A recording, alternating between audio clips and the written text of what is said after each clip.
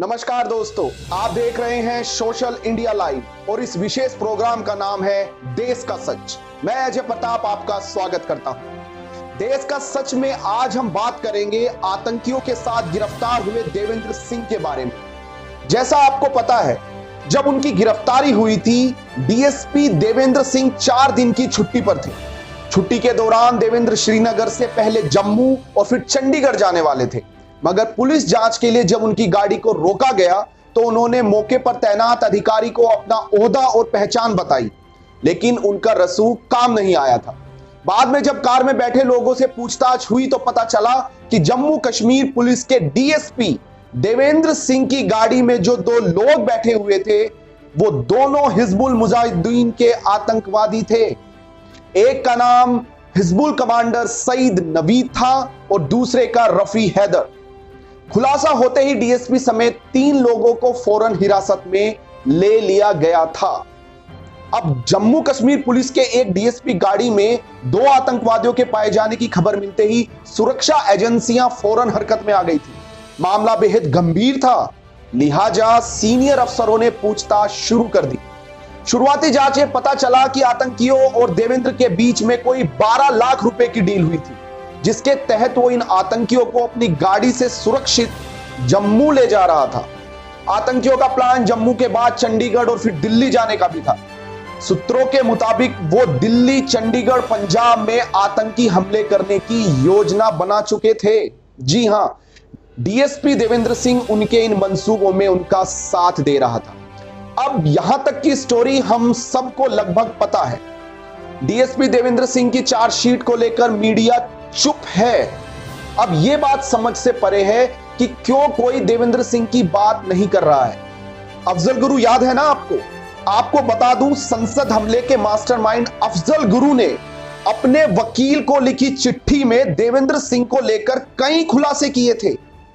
फरवरी 2013 में हमें पता है अफजल गुरु को फांसी हो गई थी, लेकिन उसकी चिट्ठी में देवेंद्र सिंह पर लगे कई आरोप बहुत कुछ कह रहे थे। उस चिट्ठी में अफजल ने खुलासा किया था कि देवेंद्र सिंह ने जैश ए मोहम्मद से जुड़े मोहम्मद नाम के आतंकी को न केवल दिल्ली पहुंचाया था, बल्कि उसके रहने खाने का इंतजाम भी किया था।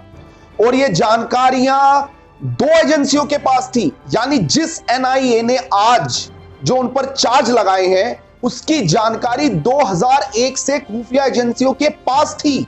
इसके बावजूद उसे लगातार बेहद संवेदनशील जगहों पर तैनात किया जाता रहा। यहां तक कि उसे 2 साल पहले जम्मू कश्मीर में बहादुरी के लिए देने वाला पुरस्कार शेरे कश्मीर भी दिया गया। चार्जशीट हमें पता है 3700 पेज की दाखिल कर दी गई है। सारे अपराध प्रमाणित भी कर दिए हैं। अब यह मामला न्यायालय के समकक्ष रखा जाएगा। अब जांच एजेंसियों की भूमिका लगभग खत्म हो गई है। न्यायाधीश अब मामले को देखेंगे। लेकिन सवाल यह है कि अगर अफजल गुरु द्वारा देवेंद्र पर लगाए गए आरोपों की जांच वक्त पर और ढंग से की जाती तो 1 दशक से जो हम आतंकवादी हमले झेल रहे हैं, उनसे बचा नहीं जा सकता था। सैकड़ों मासूम जानें बचाई नहीं जा सकती थी। क्या यह हमारी खुफिया एजेंसियों की नाकामी नहीं है, या पुरानी सरकारों की घोर उदासीनता का यह नतीजा है? यह बहुत ही महत्वपूर्ण है कि कांग्रेस 10 साल से सत्ता में रही थी। देवेंद्र सिंह को कांग्रेस सरकार क्यों बचाना चाह रही थी, जबकि देवेंद्र सिंह के खिलाफ सारे सबूत थे?